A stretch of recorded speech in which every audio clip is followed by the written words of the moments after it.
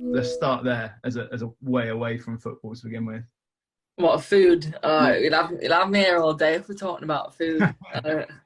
But funny enough, the French are obsessed with their own food. If you don't eat the French food and you don't say it's good, like it's like you've just offended their entire life with it. But I will say the one good thing that I do like in France, I'm not a big cheese eater and they're obsessed with it. It stinks, but the wine is good. But I don't drink that much. Yeah, as long as you can eat the smelly cheese, but as long as you've got a bit of wine to wash it down with, it's all right. Exactly. You forget about it, but some of the wine, some of the cheese, we have so I have Christmas parties or like team get-togethers, and they bring this cheese, and all the foreigners are literally like, keep your stinky cheese that side of the table.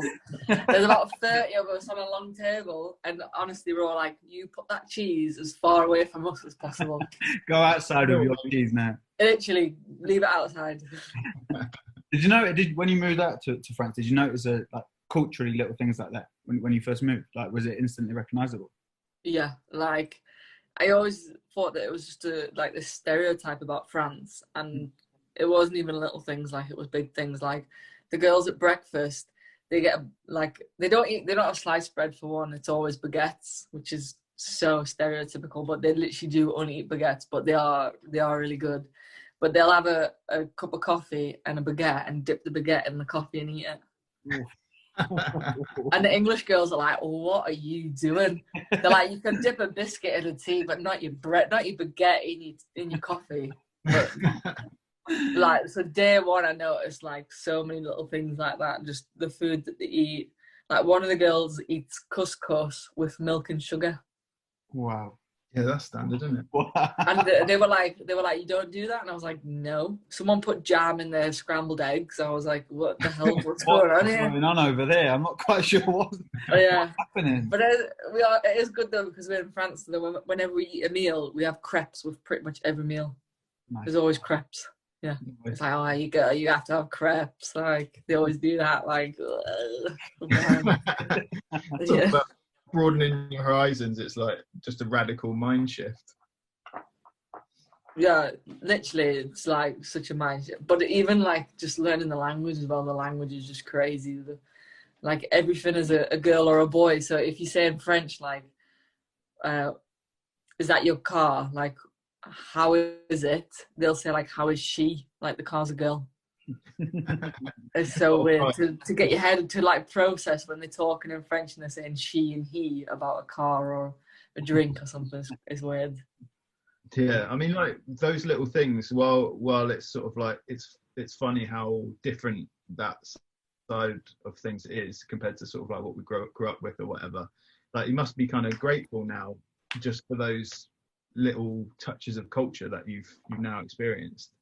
Oh yeah, definitely. As much as like we make fun of them and stuff, I do like being in France and yeah, like learning the different bits of cultures. And you know, as much as you always want to be right in what you do, you definitely can take things away from what, you know, like they snap every afternoon, like not even, no shops are open, nothing, like, and they're just like, just relax, Lucy, like your life doesn't have to be in a rush all the time. I can see why people retire in France and Spain, because it literally is siesta time in the afternoon. It's like, just take a breath and just calm down a bit. Whereas in England, everything's a bit gung-ho all the time, 100 miles an hour. There's obviously a couple more English players out there with you now as well. Are you sort of their tour guide and showing them around and helping them settle in? Or yeah, well, 2 of them joined at the beginning of this season. So it was like, as in like last year, it's like September. Yeah. Yeah. And I helped them a lot, did a lot of translating for them and stuff, and showed them like, oh, this is what we do here, this is what you wear, whatever. And then another girl's just joined literally like 2 weeks ago again. So I'm now her like full-time translator. Like we had a meeting this morning for about 45 minutes and he was talking through videos. She doesn't understand a single word of French, so she sits next to me and I have to listen to him, like listen to what he's saying, so I take in the information, listen to him while speaking English to her at the same time. And anytime he says something and he thinks like English people don't understand, he'll go to me and go, Lucy, how do you say that in English? And then I'm like, you have to say it like this. So then he repeats. I'm like a full-time translator now. Don't know how I got that job. Second job, mate. You got a second career going. I know. I was like, I need to get that. Get the paycheck for the second job as well. Is it nice? Is it nice having those, like, you know, some English players around you and having a bit of sort of home comforts around you whilst you're over in France? Yeah, it is nice. And it's funny, to be fair. We all happened to sit together at the table when we had an away game the other weekend, and there's 4 of us on the table, and some of the girls are literally looking at us because, well, one of them, all 3 of them are from Liverpool. 2 of them with like proper strong Scouser accents. So obviously when we start chatting, it goes quickly, and the French girls are literally like, "Are you speaking English?" They were like, "What are you lot saying?" They're literally like, when the 2 Scousers speak to each other, they're like, "Are they speaking English together?" Like they don't understand what they're saying. So it's funny because when we speak to them, if we have to speak in English, we have to speak like this, so they understand, which is fine. But then we'll speak to each other super fast. So that's nice to be able to just speak normally and talk normal and not have to change the words that I'm using because they don't understand or something. I mean, when we look at this year, mental for so many reasons, but another BBC Player of the Year trophy your way, second time you won that. Like, when you just look at everything you've achieved, it's a long list. Like, how would you describe sort of like the whole journey that you've been on and the wild world of football from your perspective? Yeah, I don't know. I never really think of there being like a long list or anything. I always seem to be looking ahead. And I always say that because, you know, people when they retire, they say, like, when you retire, that's kind of when you take it all in. And you don't really appreciate things as they're happening. And I think I've never really appreciated the things that I've done or the things that I've won because I've always been focused on the next thing and the next thing. But I think my career's been probably quite different to other people's because I think I got put down a lot from the very beginning, and I was kind of the lowest of the low at some points, whether I was not playing, not being picked, being told, you know, the standard, you're not good enough kind of thing, or the injuries as well, to then going the complete opposite within kind of 5 or 6 years to the top of my game, playing in World Cups, winning awards and stuff. So kind of going, you know, the people who normally think of winning those awards are people who have kind of had a good, steady build-up of a career, not kind of one extreme to the other. But I think I quite like that because all the bad things that you go through, it kind of makes you work harder. It makes you appreciate things when you do get there or when you do win something. How does it feel to be back playing again? Not just because of the pandemic, but also because of injuries as well. It's like you kind of had a double whammy of absences. So you must be just gagging to get back playing and being on the pitch. Yeah, I think that's the great thing I say, kind of weirdly, but about being injured is like you appreciate so much more when you're then playing. You know, when I see the girls now a couple of our girls have done their ACL and stuff, and I just keep saying to them, when you get back, like, you're going to be, people always say you come back stronger, and you come back stronger because you appreciate everything so much more. You know, when you've missed something, you just try even harder. I think that's kind of what drove me a lot in my career was when I got injured for long time periods when I was younger. I was constantly thinking I was behind everyone. I'm like, I need to catch up. And I did that for about 5 years straight, thinking that I needed to catch people up. And in doing that, I kind of overtook everybody. So I think it was a blessing in disguise. But yeah, now having not played for a couple of months now and getting back in, it's just like the first couple of weeks, just like a bunch of kids back in school for the first day. You know, everyone's just buzzing about, and then they hit you with the fitness, and it's back to reality. Yeah, I'm pretty sure. Like, I don't know if you're the same, but we're all kind of done with like looking back at like the last 4 months and sort of like the head fuck that came with it. But I mean, do you kind of feel already a little bit prepared for that, given, you know, the time out with injury? You'd already had that sort of like that kind of like isolation almost. Yeah, it's crazy because, like, I mean, the whole pandemic and even what's going on now is crazy. But at the point that I was at in my career, I've played, like last year, for example, we won the Champions League final with Lyon, and it was on the weekend. I then had 2 days off, and I went into England camp to prepare for the World Cup. That following weekend, I was on the bench for England when we played Denmark, and from that minute on, I went on, played every single minute of the World Cup in every single game. And then from the end of the World Cup, I had like a week off straight into my next season, and I played every single game for both club and country. And then they were like, right, football's been cancelled for 2 months. And I was like, just sit back. Everyone was like dying to get back, and I was just like, oh my God, like I needed this rest. Like my body's just been non-stop go, go, go for the past kind of 3 or 4 years because of making, I mean, I would never change it. I made finals of Champions League, which is why I'm not getting the same rest as other people. I play every minute for England. I play every minute for Leon, Euros. I play World Cups. Like it's the best career, but I'm still sitting there going, I'm absolutely knackered. You know, and I'm not getting any younger. You know, I'm 28, so I'm the closer end of 30 now. So I need to start looking after myself. So it was like, for me, it was kind of a little refresh and a little nice to sit down and put my feet up for once. Eat some cheese and drink some wine, mate. Exactly. Well, what did you do when you was off with your downtime? Whether it was when you was in, obviously with rehab and with your injury, but when you had those like moments to yourself, what did you get up to? Well, I was glad that I was in England for the past couple of months. I got to go back to England. I don't think I could have handled staying in France on my own in my little apartment.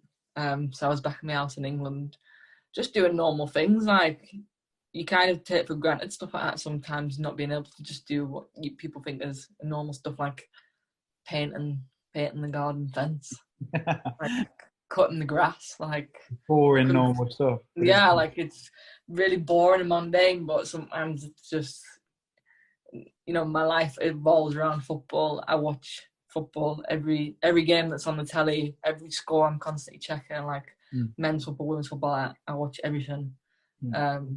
So kind of have that break from everything. It was kind of like, whoa, and just paint a fence and just do nothing. It was kind of nice in a way, kind of like therapeutic. Sort of that picture of the NHS scarf wrapped around Nala the dog. How is it to be sort of back in Manchester? And obviously, like, that companionship goes a long way, doesn't it? Yeah, definitely. I mean, it does even when you're playing football. You get to come home to a little dog that's just absolutely buzzing to see you. It doesn't matter whether you've had a good game, bad game, lost or whatever. But definitely in lockdown, it was so much fun to have the dog there. You know, you got to go out and have a little bit of fresh air to take her out for a walk. But even just, there was no football on the telly. There's so many bad things going on in the world, and just to have that something else to take your mind off it, and to just play about with the dog in the living room, chase around the garden and stuff. Just something different. I think I prefer animals. I prefer dogs to humans sometimes. I bet not just physically, with that break, not just physically, but mentally, it's so important for players to have that break though, right? To, you know, just to not think about football and not just be a normal human being and have that mentally just break from right to left. Well, yeah, I think like during lockdown was the longest like sleeps that I've had for a long time. I'm not the best sleeper anyway, and it's not that I'm like under pressure or anything, but you're just constantly thinking about something. Say like this next week now, I'm up tomorrow. I've got to get up early because I've got to have a corona test in the morning. I've got to train, and then our bus leaves to go to Spain, and the next day I've got to train, and then I've got to get the flight to Spain. Then I'm in Spain, then we've got a game, and you constantly try to plan like your life around this and this schedule that you've been given, and to finally not have a schedule and go, what time should I get up in the morning? It literally doesn't matter. Like, whereas like you come back to football, and I think people don't realise that like you everything in your schedule's planned. Like what time I have breakfast tomorrow's planned, what time I have dinner tomorrow's planned, like what time I'm gonna go, what time I'm gonna have a shower is planned. Like everything like that's planned for you. So then to just not have to even think about those plans and what time you have to do each thing by, and just sit and just go, I'm just not going to do anything today. Like, it was quite nice. I'm not going to have a shower. I'm not going to do nothing. Yeah, nothing. I guess that like players who have been sort of like brought up like that way for so long, it could go two ways, couldn't it? Like either you let off the leash, as it were, and you're like, I don't know what to do with my time, and that can be like, oh, I'm just going to chill in bed or whatever all day. Or the other side can be like, I've never had this much free time. What do I normally do with life? Well, yeah, I think you see that when players retire, they're like, what now? Like, what next? Like, I remember, like, I think it was Kaz Carney when she retired after the World Cup last year.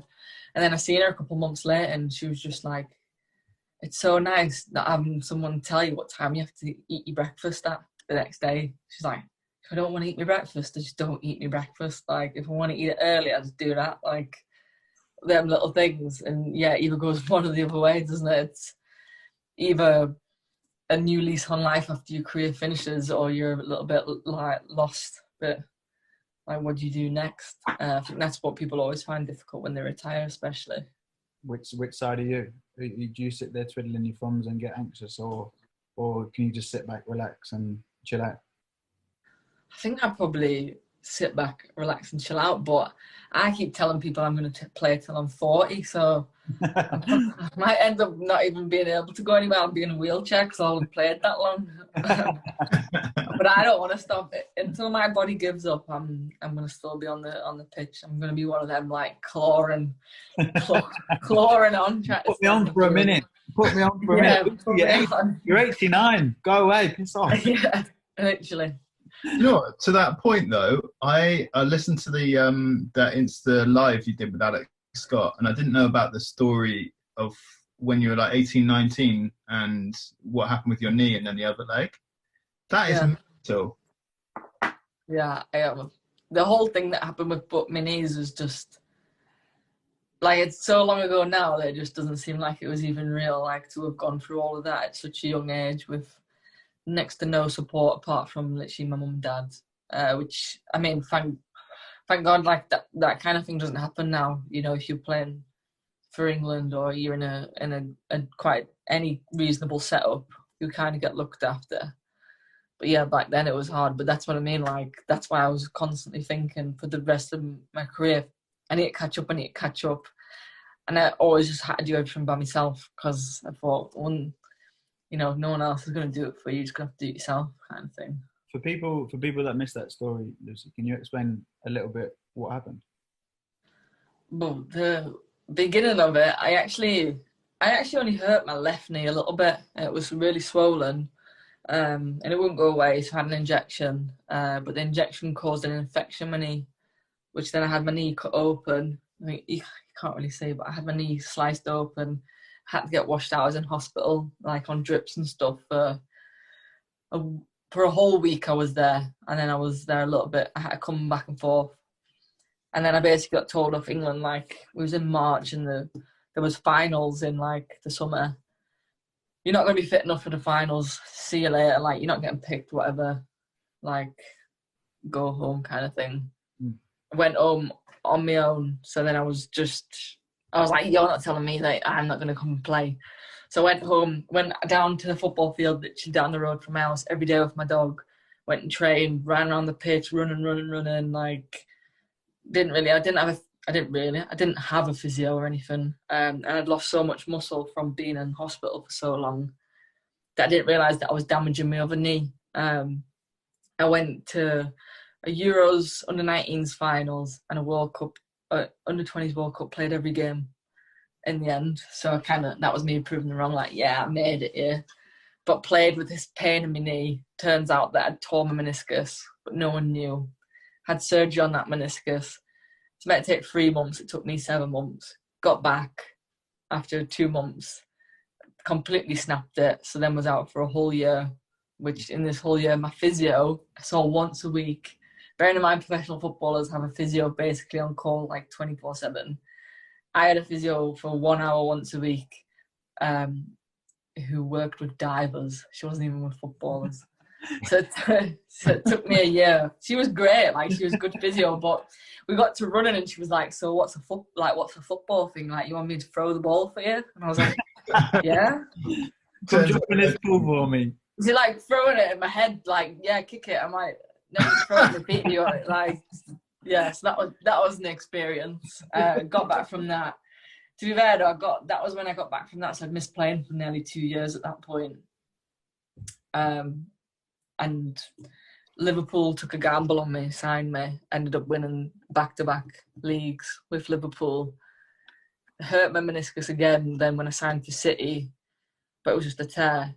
But I'd literally played like 2 games before then going to the 2015 World Cup, which then I ended up playing like a big role in, which people probably don't realise that I literally played like, I think, a friendly and a league game and a friendly game for England before going to a tournament. So that was pretty crazy. But that whole kind of 3 to 4 years together was just, my knees are just a bit of a mess, which is why I laugh when I say, oh, I want to play till I'm 40, because my knees sitting there going, you ain't playing till you're 40, mate. Like, that's not happening. Yeah, I mean, there's 2 points to pick up on there. Didn't they also tell you that, right at the start, that you might have to chop your leg off? Yeah, when I got infected. What? Yeah. So, how far you come. They tested it. So I went to camp, and the woman, the doctor tried to like pull out the swelling, the fluid in my knee. Went to pull it out with like this big needle out, and then the needle, she was like that, and she was like, it was like yellow. It was like just, yeah. So she put in like a little pot and was like, you need to go to hospital now, you need to go to emergency room. I was in London, sent me on the train up north. My mum picked me up from the train station in Newcastle, took me straight to the hospital in Newcastle with this little thing. So I've gone in, they've got it tested, and they've tested it, and they've come in and they were like, if you don't have surgery like on your knee, like, you're gonna lose your leg like within the next kind of 24 hours. Wow. My mum was like, what? What? But they had said that maybe like the test hadn't been as good because I'd carried this around with me. So then they tested it again, and they were like, no, you're having the surgery because you like. So it was like, right. By the time they tested it the second time, it was close to like, it was after midnight. So I had emergency surgery on my knee. They woke up the surgeon, had a surgery at like 2, 3 o'clock in the morning. Flipping out. Yeah. You're like, that's when I had my knee cut open, and it's still I don't have an infection now, but my knee, like, the skin's like weird on it, and I don't really feel it properly. But I remember my mum was just like, I was actually like, okay, I do the surgery. My mum was like on the verge of tears, like she's gonna lose her leg. Could you not take it in then, or what was it? You just sort of like. I think I've always just been like, I can't change it. Like, I can't just magically go, I'll not have an infection, because then it happened when I snapped my meniscus. My surgeon was in London, and the guy sat me down, and he was like, right, so basically you've snapped it and it's flipped onto itself, so your knee's like that and it's flipped in between. So he was like, we can't really see in between like your bones to see how good it is, whether we can repair it or not. And he was like, best case scenario, we repair it, you're going to rehab for like 9 to 12 months, but you'll be able to play, but your career might be cut short. Worst case, I have to take it out, and you're going to be finished playing in the next 3 years. Bearing in mind I was 20 years old. And then he went, so he's the best surgeon in England, but he went, I've done this surgery twice. Once it's worked and once it hasn't. And my mum was in tears, and I was just like, okay, like, let's go. And then we did it, and I remember, I can still remember this day waking up, and I thought it was like someone had come in with a saw and just sawed my knee off. Wow. That was the pain that I was in. So I woke up in this horrific pain, started crying because thinking, he's messed it up. What's this? This fella's messed it up. The nurses come in, like, shot me with some like drugs, like painkillers. He's come in and was like, it was a success. Like, it's fixed, but you're going to be like, I couldn't walk for 3 months. I couldn't walk. I wasn't allowed to put my foot down. And like, I had to sleep with the brace on my knee, everything. And it took me like a year to get back. But it was the worst year of my life. But it's the best thing that I had. I'd rather have done that year than what the worst thing could have been. Yeah. When you look at everything that you've done, I don't think you fucking realise how incredible you are. Yeah. It's mental. It's mental. How do you like with those setbacks and stuff, like obviously they've got to be a fucking strain on, like, for anyone, and like not just someone like yourself who's, you know, seems on the exterior super confident and go lucky and you know, accepting of those situations. But how does it have? Surely it's got to have a strain on your mental health, and how do you deal with those setbacks, like mentally? I think at the time, like, it was brutal. There was, especially when you were at such a young age, and like I said, like the support wasn't great. That I had no one. Like everything was blamed on me. It was my body, it was my knee, so it was my fault, and I'm gonna have to do it by myself. And I think I am quite lucky that from a young age I've always been quite strong-minded, and my family have raised me to be like that. Because I do worry when I think if someone else had to go through that, I don't know how they would have gone through it. But yeah, like it's helped me understand things as I've got older. It's made me want to make sure that things like that don't happen for other people.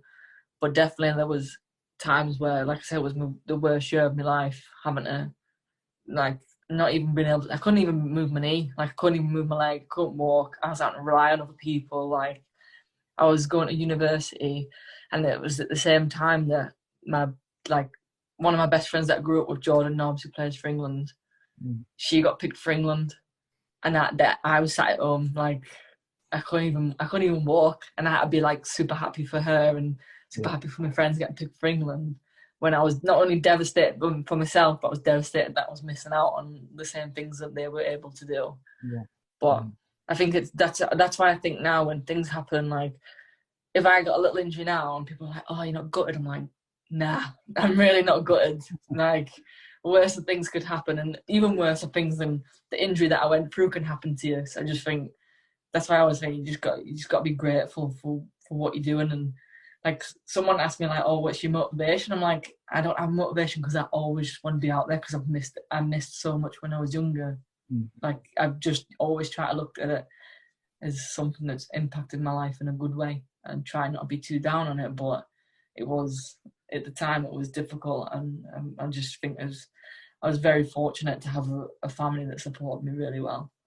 Yeah, I think with that as well, it's kind of like, without you having that injury, as much as you don't want to be sort of like the sacrifice, the fact that you've had that injury, like you say, you can now use that to positively change the game. So, because, you know, on the male side, historically, you'd get, you know, first class treatment. And then when you say, if you're, no disrespect to the scuba diver physio, like, you know, it's a different world back then, and hopefully it'll be a different world in the future for all the right reasons, because of those experiences you've been through. Well, yeah, definitely, especially now, like the age I'm at, I'm like a senior player in the England team and stuff, so I have a bigger influence, and you know, I want to use that. I want to use all the bad experiences that I've been through, and I literally have a checklist when I go in. I'm like, right, you need to fix this, you need to fix this. Like, this can't happen again, because, like I said, I don't know if, some people get through it fine, but not everybody's going to be able to cope with the things that they have to go through in football and with injuries. Do you feel yourself like being a little bit of a mentor or an advisor for other people, other players that get into situations like that, whether they're just as severe, or, you know, even if they're little injuries, but if you see people are down, do you find yourself naturally just having a little pep talk with them? A little bit, but I like, it's weird because I know that it depends on what the person's like, because I'm quite to the point, like if I was injured, I wouldn't want someone to be like, oh, you're going to be okay. I'd be like, shut up, man. Just tell me that I'm having an absolute shitter. Like, it's messed up, but we're gonna, like, but it is what it is. But that's what I'm like. I'm just one of the people like, it is what it is. I can't change it, so let's go for it. But I think sometimes that is hard to say to someone else, like, it is what it is. You have to get on with it. Like, doesn't matter. You can't cry. But there is times when, like, you know, like now there's like a young girl here who's a right back as well, and she's done her ACL. I don't say nothing to her, but like I just keep an eye on her. Yeah. And it's a different kind of advice. I think when you get injured, people want to like motivate you and stuff, but I'm quite like factual about it. You know, like okay, you might be down, but I'm just like, just do your exercises, because you're going to regret not doing your exercise now. Next week, when the physio turns around and says, well, you're a week behind because you didn't do it today, even if you hate it. Whereas other people are like, come on, you can do this, like, work through it. And I'm like, some people don't want to hear that. Like, they know that, but like, you just need to be straight to the point and give them honest information that's going to help them. Definitely. So I think I do try and give advice, but I have a hard time trying to balance my logical head with their emotional feelings. I think being just conscious that people work in different ways is probably the biggest win that you've got there with your mindset. Yeah, definitely. I think that's something that I've probably had to work at as well, because I have been known to be quite to the point with people. But I think there's a fine balance, and sometimes you don't want to play too much to either side. You know, if someone's really emotional, they still are going to have a side of them that needs a little bit of logical to them, and vice versa as well.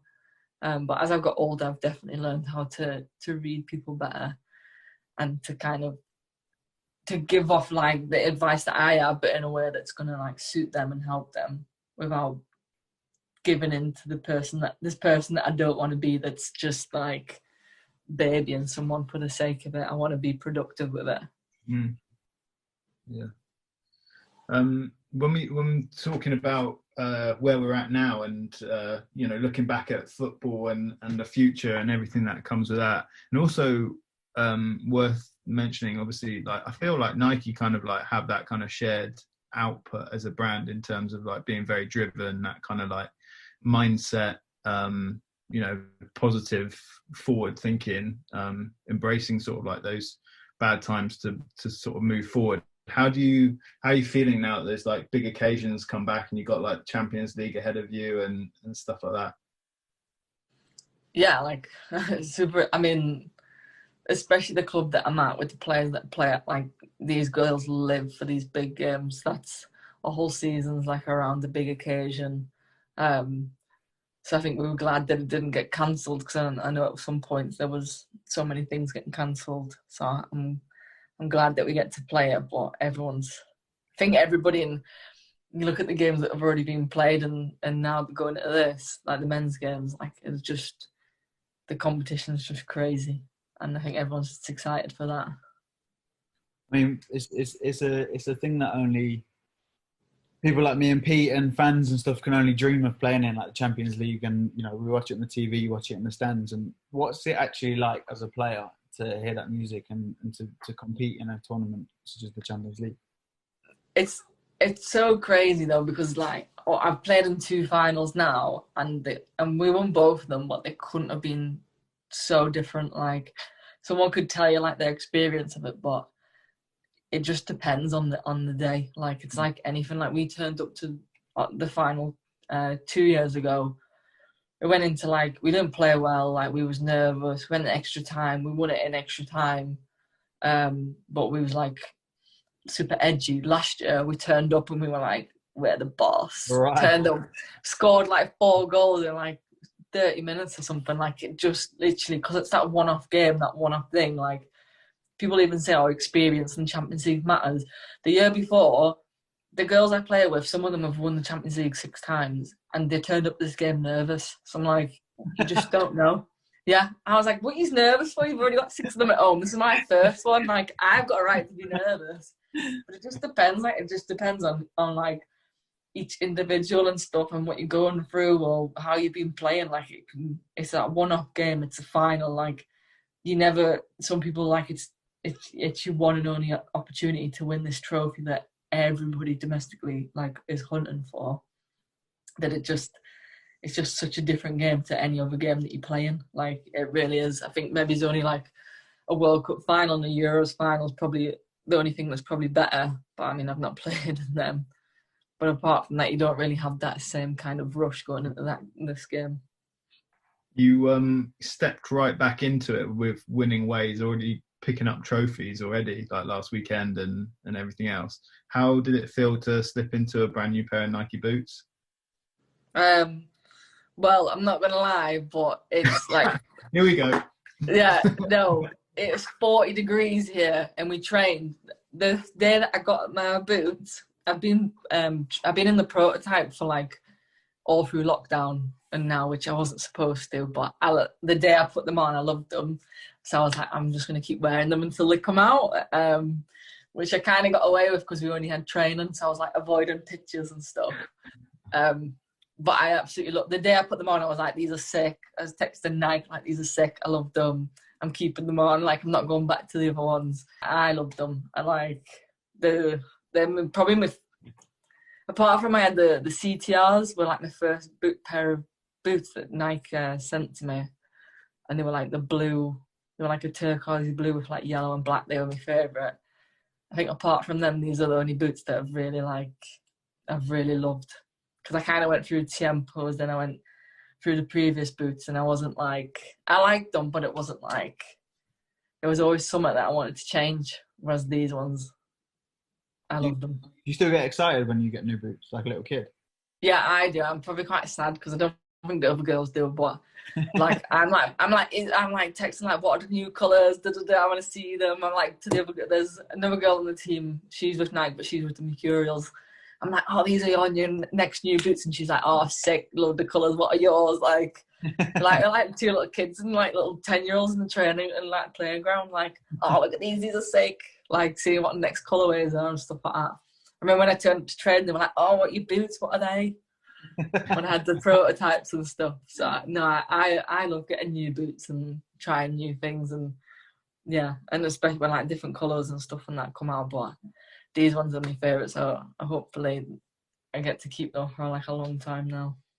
What's it been like for you to work with Nike? I suppose like I heard about when you came home from work back to Manchester during the just before the pandemic, like you had to sort of like get yourself kitted out because all your stuff was in Leon. Can you like tap them up and get them to sort of like what's on the order when you like? Wow. Yeah, I'd only planned to come home for the weekend because we gave me the weekend off because the game got cancelled, and obviously no one was really expecting what was to happen next. So I didn't bring no like running trainers, nothing. Ended up being at home I say it's home, but all my clothes are in Leon. Obviously, I have a few things in Manchester, but not a lot. So I was literally on the phone after a week. I managed for a week, and then I was like, nah, that's not good. So I was like, I need shorts, I need the socks, I need boots, I need trainers, I need t-shirts. I just need normal, like, everything. The delivery guy was getting sick of it by the end. I'm not, because everything, it doesn't come in like plastic packets, everything comes in like a cardboard box. And it was literally like every other day was just a pile like to the height of the door outside of the front door. There was one day actually delivered somebody else's to our house because he must have just been that used to these night boxes coming that he's like, oh, it's Lucy Bronze again, just shove it at her house. He come back 3 hours later and was like, no, I'll give you something, it's meant for like somebody else. But I'd opened it and I'd been like, these aren't mine, so I'd left them anyway. And he was like, no, I just put them with you because you constantly got all these Nike boxes, I just thought it was yours. I mean, that's one thing that like sometimes you don't hear athletes say, because it's like we'd all be like that if we had some kind of like relationship with a brand. You'd be like, yes, I want my sneaker collection to be absolutely rammed.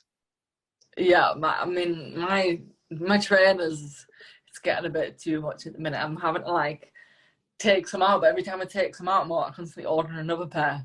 But it's funny enough because normally I like give them to like my little sister or like my auntie and my mum and that.